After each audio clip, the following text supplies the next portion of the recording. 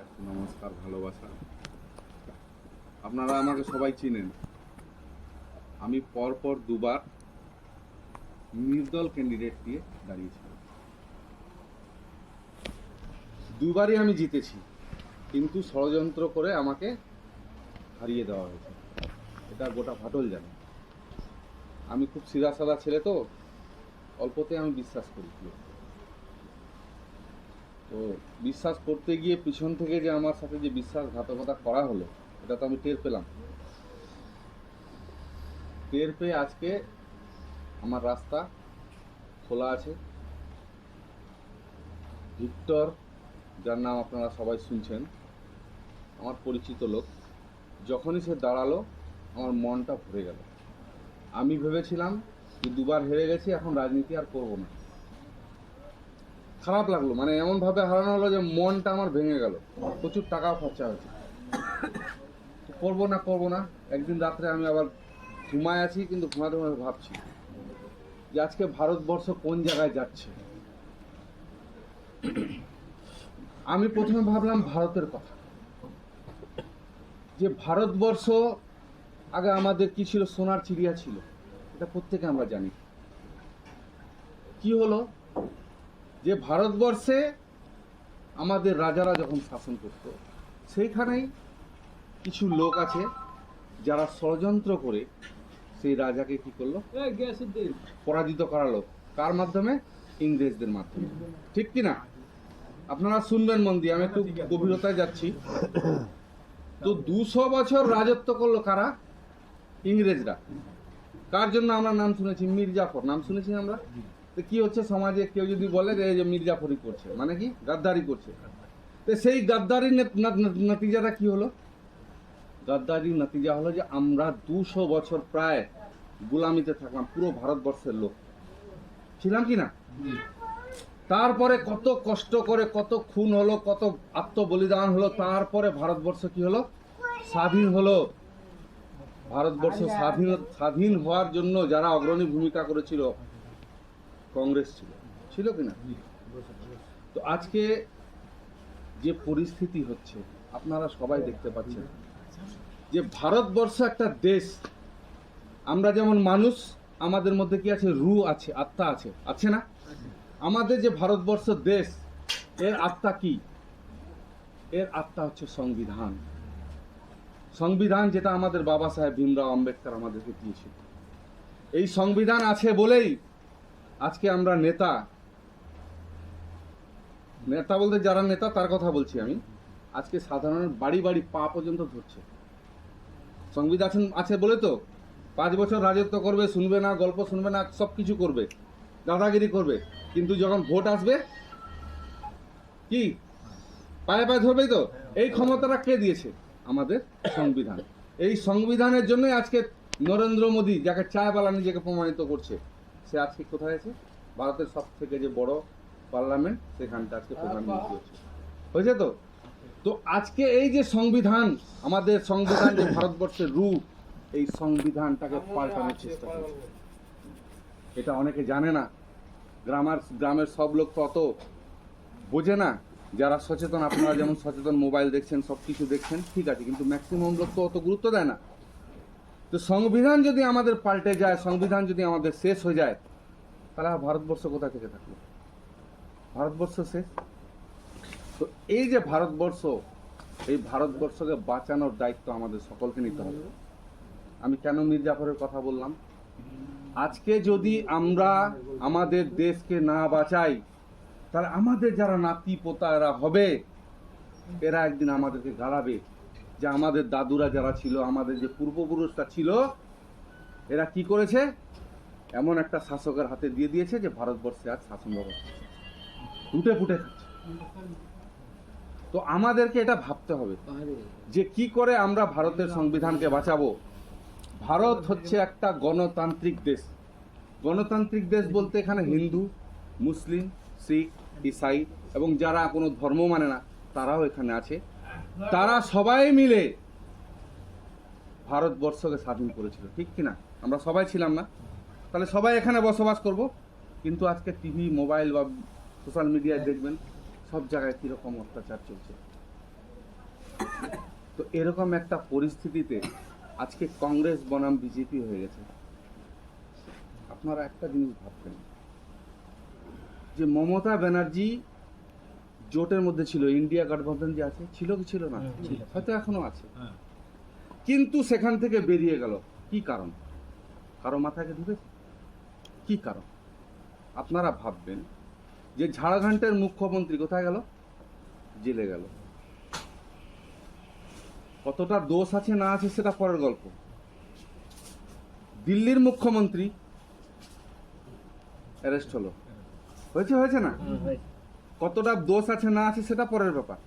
ঠিক ভোটের আগে এই সমস্ত লোকগুলোকে অ্যারেস্ট করা হচ্ছে। মমতা ব্যানার্জি তার থেকে বড় বড় কেলেঙ্কারি আছে, অভিষেক ব্যানার্জি তার থেকে বড় বড় কেলেঙ্কারি আছে। এরা কিন্তু জেলে গেল না, এরা ভিতরে ষাটঘাট করলো যে ঠিক আছে আমরা ইন্ডিয়া গঠবন্ধন থেকে সরে যাচ্ছি। ইন্ডিয়া গঠবন্ধন থেকে সরে গেল। তাহলে ইন্ডিয়া গঠবন্ধন থেকে যখন সরে গেল, তো এখন মনে করো যে ওরা জিতলো, যে কটায় সিট জিতুক, কাকে সমর্থন করবে? ইন্ডিয়া গঠবন্ধনকে সমর্থন করবে। তাহলে সরলি কেন? কাকে সমর্থন করবে? এটা আমাদেরকে বুঝতে হবে, এটা আমাদেরকে বুঝতে হবে। আজকে ভাটালে মিটিং হচ্ছিল, তো প্রধান তো অনেক রকম কথা বলছে, অনেক রকম, মানে নিচের থেকে উপর মহল সব ওদের। তো ঘটনা হচ্ছে সব ওদের, কিন্তু তার মধ্যেও কিছু ভালো লোক আছে যারা বুঝে। আমি বুঝলাম, আমি এদিকে আসলাম। আমিও তো থাকতে পারতাম, আমি বুঝে গেছি, আমি সরে গেছি। নতুন করে তৈরি করতে হবে, নতুন করে একটা সমাজ ব্যবস্থাকে তৈরি করতে হবে। আজকে টিএমসির উপর থেকে বড় বড় যত নেতা আছে প্রত্যেকটা কেলেঙ্কারিতে ধরা পড়েছে, অনেকে জেলের মধ্যে আছে, আপনারা তো জানেন। কি ঠিক বলছি আমি? একটু সারা শব্দ দিবেন। তাহলে যারা জেলে আছে এদের ধরা পড়েছে বলে জেলে আছে, যারা ধরা পড়েনি তাহলে তারা তো আরামসে ঘুরছে। যে ধরা পড়ে সেই তো অপরাধী, আর যে চুপি চুপি থাকে।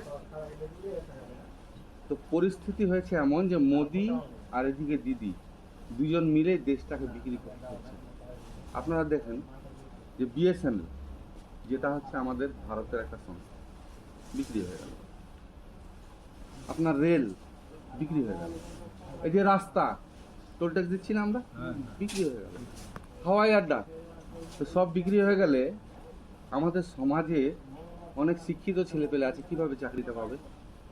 চাকরি কোথায় থেকে আসবে? সেই সংস্থাগুলো তো যাকে ইচ্ছা সে 5,000 টাকায় ঢুকাই দিল। আজকে আমাদের ভাইরা কি হচ্ছে, একদম দৌড়াদৌড়ি করে মাঠ কমপ্লিট করছে। আগে মাঠ কমপ্লিট করতো, আগে চাকরি হতো, দীর্ঘদিন তারা চাকরি করতো, চাকরির শেষে তারা পেনশন পেতো কি পেতো না? পেতো তো। আজকে কি হয়েছে, ওই ভাই সারা জীবন দৌড়াদৌড়ি করে তৈরি হচ্ছে, সারা জীবন বলতে যৌবন অবস্থায় সে চাকরি পাচ্ছে। সে চাকরিটা কি হচ্ছে? অগ্নিবীর। কতদিনের চাকরি শুনেছেন কি আপনারা? মাত্র 4 বছর। 4 বছর পরে সে কি করবে? সে কি করবে? সে কোনো পেনশন পাবে না। সে যদি শহীদ হয় তার শহীদের মর্যাদা সে পাবে না। সে কোনো পেনশন পাবে না, শহীদের মর্যাদা পাবে না। 4 বছর পরে কি করবে? ভারতবর্ষে যে আমাদের সেনাবাহিনী আছে, কাটতে কাটতে কাটতে অনেকটা কেটে ফেলেছে। কি কারণ? কারণ বলে হ্যাঁ আমাদের ফান্ড নাই, টাকা নাই। আজকে চীন আমাদের দেশের বিশাল একটা অংশ আমাদের দখল করে আছে, কোনো কর্ণপাত নাই। এগুলো কোনো খবরে আপনি পাবেন না, কারণ আপনি বা আমরা যারা যে মিডিয়াটা দেখি সেটা হচ্ছে নরেন্দ্র মোদীর পেড মিডিয়া। ওরা টাকা দিয়ে পেড করছে, মোদী যে খবরটা চালাতে বলছে সেই খবরটা তারা চালাচ্ছে। আমরা টিভিতে গ্রামে গঞ্জে যে টিভি দেখি, ফ্রি চ্যানেল দেখি, তো ফ্রি চ্যানেলে যেগুলো আছে তার চ্যানেল এগুলো, তাহলে ওইটা দেখে সবাই বুঝছে যে হ্যাঁ অবস্থা খুব খারাপ থাকে। নরেন্দ্র মোদী বুঝিতে ওরা কিচ্ছু না, ওগুলো আফওয়া। নরেন্দ্র মোদী এবার জিতছে না, এবার সব জায়গায় রাহুল গান্ধীর হাওয়া আছে। তাহলে রাহুল গান্ধী বনাম নরেন্দ্র মোদী দুজনের মধ্যে টক্কর চলছে কিনা? এটা কি এমএলএ ভোট? না। এটা কি গ্রাম পঞ্চায়েতের ভোট? না। এটা তো কোনো জেলা পরিষদের ভোট না। এটা হচ্ছে ভারতবর্ষ বাঁচানোর ভোট। তাহলে ভারতবর্ষে আমরা দেখছি যেখানে হিন্দু মুসলমান সব জায়গায় দাঙ্গা লাগিয়ে চলেছে। আমরা ভারতের নাগরিক, আমরা যদি না ভাবি কে ভাববে? এটাই আমি ভাবছিলাম রাত্রেবেলা। যে আমি শিক্ষিত হয়ে কি করব যদি আমার দেশটা একটা সন্ত্রাসবাদীদের হাতে চলে যায়। তাহলে আমি যখন ভাবলাম এরকম, আমি ভাবলাম যে আমি একা ভাবলে হবে না, আরো 10টা লোককে ভাবাতে হবে। হয়তো এখানে সংখ্যা কম আছে, কিন্তু এখানে যদি 25 জন বা 30 জন লোক থাকে, 30 জন যদি একটা করে লোককে কনভিন্স করতে পারে, তাহলে 30টা লোককে কনভিন্স করতে পারবে কিনা। আজকে ভিক্টরের যেটা অবস্থা, আপনারা সবাই জানেন যে ভিক্টরের যে বাবা ছিল, যতদিন থাকলো স্বাধীনতার পর থেকে অনেক দিন ও এমএলএ ছিল। তারপর ভিক্টরও 2বার না 3বার ছিল, আমি ওর ডিটেলে যাইনি। তো সেই লোকটা আমি যখন চাকরি পাই হচ্ছে বসাখাতে, ওইখান থেকে ওর নাম শুনছিলাম, আমি ওকে দেখতেও গেছিলাম, খুব নাম। তো আজকে ওই রকম একটা ভালো নেতাকে আমরা পেয়েছি। আমাদের মুখ কে আছে, নেতা কে আছে আমাদের? নাই নেতা। যে নেতাকে আমরা দিব, এর আগে কি হলো, মোহাম্মদ সেলিম। আমি মনে করি মোহাম্মদ সেলিম একজন ভালো নেতা, অভিজ্ঞ নেতা, সুদক্ষ নেতা। ভারতবর্ষের পার্লামেন্টে যেভাবে আঙুল দেখিয়ে দেখিয়ে কথা বলেছিল, তার মতন নেতা পাওয়া মুশকিল। সেই নেতাকে আমরা কি করলাম, এই ভোট ভাগাভাগি করতে গিয়ে গতবার হারিয়ে দিলাম। কে জিতলো? জিতলো বিজেপি। আবার সেই অবস্থা হতে চলেছে। সেইটা যেন না হয় তার জন্য আমি আবার নেমে গেছি। আমি জানি আমি নেমেছি, আমার উপরে পুরা ঝড় আজকের থেকে, পুরা আমি যে যাচ্ছিলাম কোথাও, আমার উপর ঝড় নেমে গেছে একদম। বাধা দেওয়ার চেষ্টা বিভিন্ন দিক থেকে, যে না একে আটকাতে হবে, একে আটকাতে হবে। আমি লোক কি বলে, গ্রাম পঞ্চায়েতের ভোটে আমি কিন্তু কংগ্রেসে বা যে কোনো একটা দলে, সিপিএম হোক কংগ্রেস হোক, আমার এটাতে নাই, আমি জয়েন করতাম, কারণ আমাকে সাপোর্ট লাগে। কিন্তু আমাকে বাধা দেওয়া হয়েছিল, আমাকে করতে দেওয়া হয়নি, না অন্তত পক্ষে এবার করবা না। চাপ ছিল বিভিন্ন, কিন্তু বারবার চাপ দিয়ে তো আটকানো যায় না।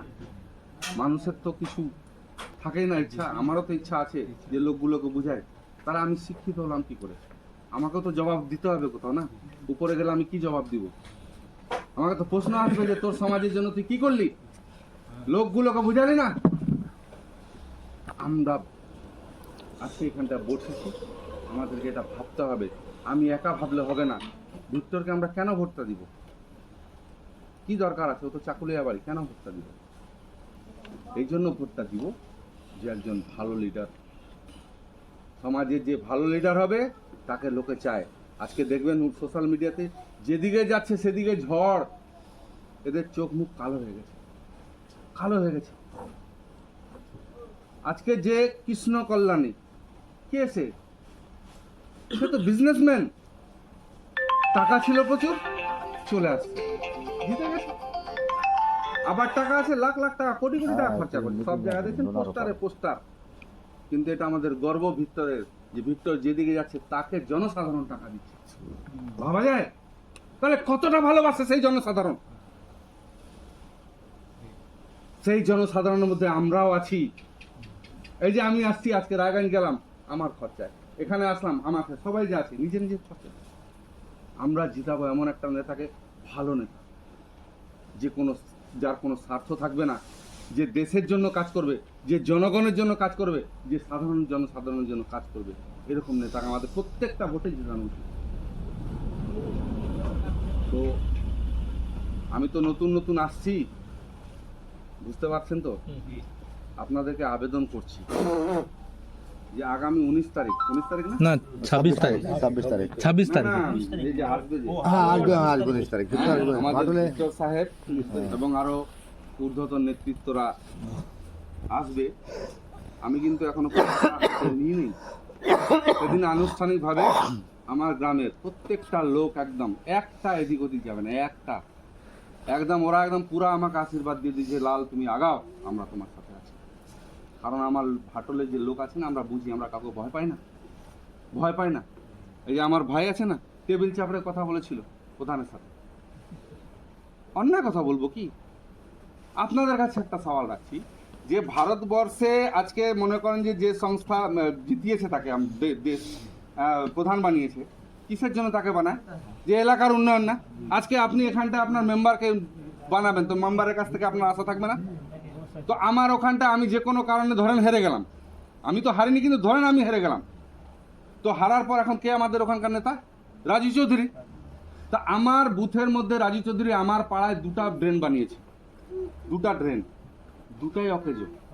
কোনো পানি যায় না, আপনি দেখবেন।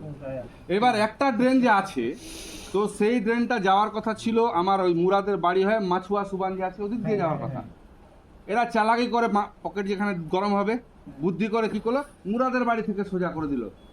ভালো কথা দে, তো মুরাদের বাড়ি দিয়ে করলি, ওখানে যে আশেপাশে যে বাড়িগুলো আছে প্রত্যেকটা বাড়িতে নোংরা জল জমে থাকছে। নোংরা জল জমে থাকলে কি হবে, মশার উৎপত্তি হবে।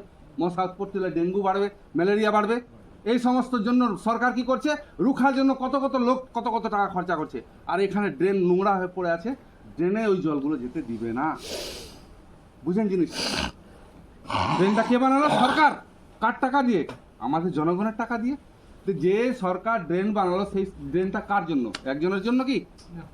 তাহলে এই যে বিরোধিতা করলো আমার ভাই, ও হয়ে গেল কি খারাপ। আমার ভাই হয়ে গেল কি খারাপ। আমি ভেবেছিলাম যে এই সুখ তো আমার সঙ্গে আছে, আমরা কাকা ভাতিজা। আমি ওকে বললাম যে কাকু এরকম আমাদের, এদিকে বলছে হ্যাঁ হ্যাঁ হ্যাঁ তোর জন্য আছি, আমি বসছি।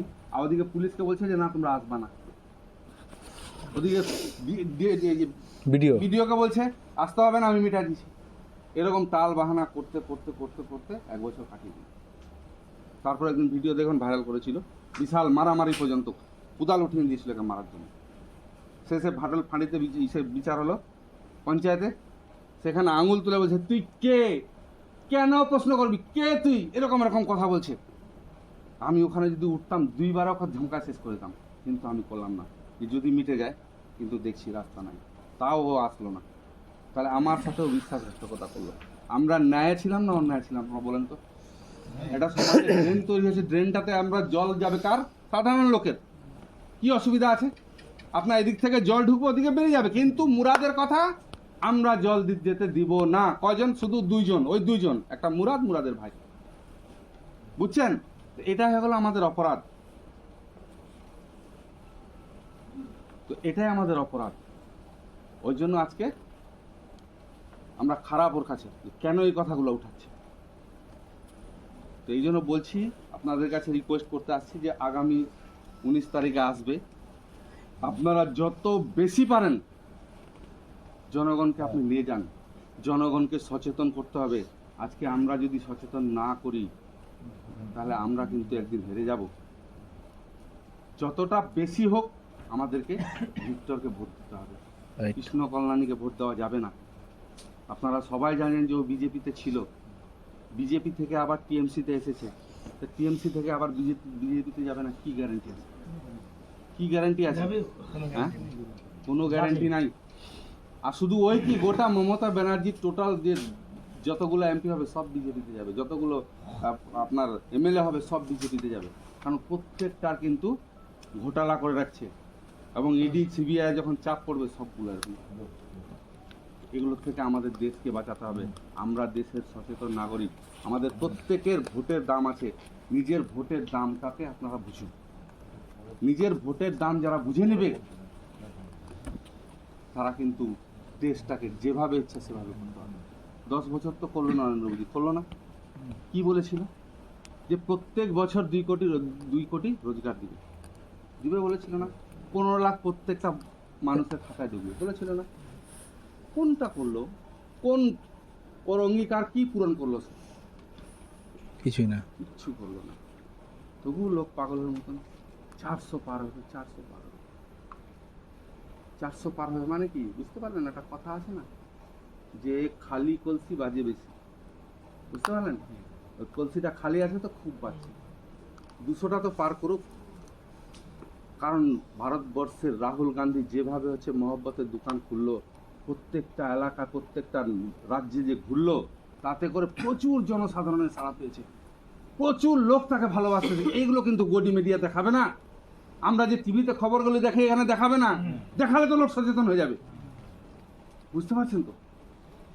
আজকে আমরা যদি আমাদের দেশের কথা না ভাবি, তাহলে যেটা বললাম যে আমাদের নাতি পোতা হবে, যে আমার দাদুরা সব ঘুমাচ্ছিল, মোবাইল দেখছিল, সেই জন্য আজকে আমাদের এই দশা।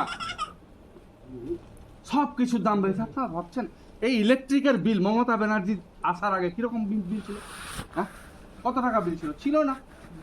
এখন একবার দেখেন কত টাকা বিল আছে, প্রচুর বিল। এখানে লক্ষ্মী ভান্ডারে দিচ্ছি, আপনি দেখবেন রাস্তায় যেখানে যাচ্ছেন গাড়ি ধরছে, এই ধরছে, ও ধরছে, টাকা যেভাবে হচ্ছে ওদের উপর প্রেসার আছে যে তোমাকে কালেক্ট করতে হবে, না হলে লক্ষ্মী ভান্ডার কোথায় দিয়ে দিবে। হ্যাঁ, আপনি দেখবেন ওই সমস্ত নেতারা কোনোদিনও আসে বলবে যে আপনার বাচ্চাটাকে ভালোভাবে পড়ান। আমি তো একজন শিক্ষিত ছিলাম, আমি মাস্টার, আমি বলবো যে আপনার প্রত্যেকটা বাচ্চাকে পড়ান, কিন্তু ওরা পড়তে দিবে না। কেন পড়তে দিবে না? হাই স্কুল আছে, কটা মাস্টার আছে, ছাত্র কটা আছে? 40:1 যদি রেশিও হয়, কটা মাস্টার লাগে? মাস্টার ঢুকাচ্ছে না। কেন? মাস্টারকে তো বেতন দিতে হবে। তাহলে মাস্টারকে যদি বেতন দেয়, তাহলে লক্ষ্মী ভান্ডার কোথা থেকে দিবে? হ্যাঁ, আমার বেতন আজকে, আমি একটা এমএসকেতে চাকরি করি, আমার বেতন 12,000। তাহলে আমি এত বছর ধরে চাকরি করছি, আমার বেতন 12,000, যেখানে আমার 40+ হওয়া উচিত ছিল, কিন্তু বাড়াবে না। কলকাতার পথে দেখেন এরকম হাজার হাজার লোক, মাস্টাররা বসে আছে, আন্দোলন করছে, কোনো হেলদুল নাই সরকারের। এরা খালি একটাই দেখাচ্ছে, এতগুলো পরিকল্পনা, লক্ষ্মী ভান্ডার, এই ভান্ডার, ওই ভান্ডার, ওই ভান্ডার। আরে ভাই, কটা লোককে চাকরি দিলি তুই? কজন চাকরি পাচ্ছে? আর যেগুলো চাকরি পাচ্ছে কিভাবে পাচ্ছে এটা তো আমরা সবাই জানি।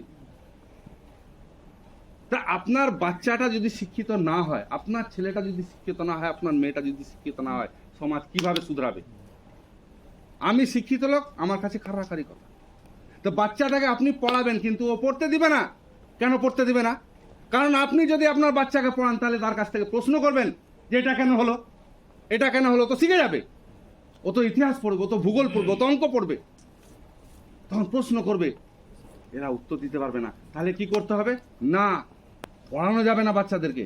এই জন্য দেখবেন এদের খালি মিড ডে মিল ভাগাভাগি, মিড ডে মিল ভাগাভাগি। বাচ্চারা যায়, আপনারা দেখেছেন যারা আপনার বাড়িতে পড়ে ছেলেমেয়েরা, নিজের নাম পর্যন্ত লিখতে পারে না, নিজের বাপের অ্যাড্রেস পর্যন্ত লিখতে পারে না। আমি পড়াই, আমি জানি, তাদেরকে শুরু থেকে এবিসিডি রেখে শিখাচ্ছি। তাহলে একটা মাধ্যমিকের ছেলেকে কেন আমি এবিসিডি শেখাবো?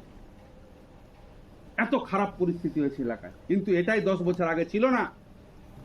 10-15 বছর আগে যখন অন্য সিপিএম এর শাসন ছিল, তখন এটা ছিল না। স্ট্রিক্টলি প্রত্যেকটা ক্লাসে পড়া হতো, প্রত্যেক মাস্টার ঠিক মতন ক্লাস করতো। এখন কোন সময় আসছে, কোন সময় যাচ্ছে, কোনো খবর নেই। সেদিন দেখলাম 12টায় স্কুল ছুটি হয়ে গেল। আরে আপনি জানেন যে আপনার বাচ্চাটাকে স্কুলে পাঠালেন, আপনি তো স্কুলে বাচ্চাটা গেল কটা? 11টায়। ছুটি হবে কটা? 5টায়। তাহলে বাচ্চাটা 5টা, 5:30 বাড়িতে আসবে। কিন্তু এখানটা 12টায় ছুটি হয়েছে। বাচ্চা এবার, আপনি তো জানেন যে 5টায় আমার বেটি আসবে। এবার বেটি কোথায় গেল না গেল কে জানবে? পিছনে পিছনে ঘুরবে কি কেউ? কে ভাড়া করবে? তো এই সমস্ত পরিস্থিতিগুলো হচ্ছে, যখন ইচ্ছা তখন মাস্টার আসছে। এই জন্য আমি দুটাই করছি। এদিকে যেমন বলছি যে সমাজকে সচেতন করতে হবে। কিভাবে সচেতন হবে? যত বেশি সংখ্যক ছাত্র শিক্ষিত হবে, যত বেশি বাচ্চা শিক্ষিত হবে, সমাজটা তত ডেভেলপ হবে। এই পড়াশোনার দিকে গুরুত্বটা দিবেন, প্রত্যেকে নিজের বাচ্চাকে ভালোভাবে পড়াবেন। কারণ এই লড়াই অনেক লম্বা লড়াই। হয়তো আজকে কত দূর কি সফলতা হবে জানি না, কিন্তু আমাদেরকে লড়তে হবে অনেক দূর পর্যন্ত। তা আমাদের হাতে যদি শিক্ষিত হাতিয়ার না থাকে, কলমের হাতিয়ার না থাকে, তাহলে কিন্তু আমরা এগোতে পারবো না। আজকে এই জন্য বলছি যে বাচ্চাকে পড়ানোর সাথে সাথে দেশকেও বাঁচাতে হবে। দেশ কিভাবে বাঁচবে বললাম? সবাইকে একজুট হতে হবে। এখানে যদি 50 জন থাকি, 50 জন গ্রামে বলবো যে না, আমাদেরকে ভিক্টরকে ভোট দিতে হবে। কেন ভোট দিতে হবে সে তো বললাম। ভালো মানুষ, কাজ করবে, কর্মঠ লোক, তার জন্য ভোট দিব ভিক্টরকে। আমার কথাগুলো বুঝতে পারছেন তো? তো এক একজন যদি এক একটা লোককে কনভিন্স করতে পারি, তাহলে আমাদের প্রচুর ভোট হবে। আর ইনশাআল্লাহ এবার ভিক্টর জিতবে। কারণ নদীর ওপারের খবর আপনারা যাবেন, শুনবেন একচেটিয়া। আজকে কি হলো? ইমাম মুয়াজ্জিনদের